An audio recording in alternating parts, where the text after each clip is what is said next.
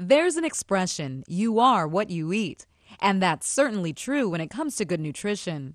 Dietetic technicians help to make the important connection between food and health.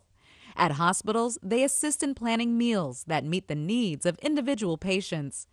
They might also work for schools and corporations, developing food selections for the cafeteria. In every case, they rely on guidelines established by the government and medical experts. How much juice do you drink a day? Some dietetic technicians provide counseling. They teach people about the food choices they should make to prevent or fight disease. For example, if you're working with someone who has diabetes, you might need to explain the need to cut back on sugar, or you might gather information from a patient. In the past 6 months, have you gained or lost any weight? So a registered dietitian or doctor can determine the patient's needs.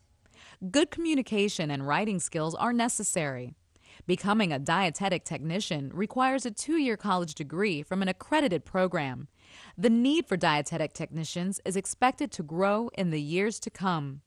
While eating comes naturally to everyone, not everyone knows what's best for his or her diet.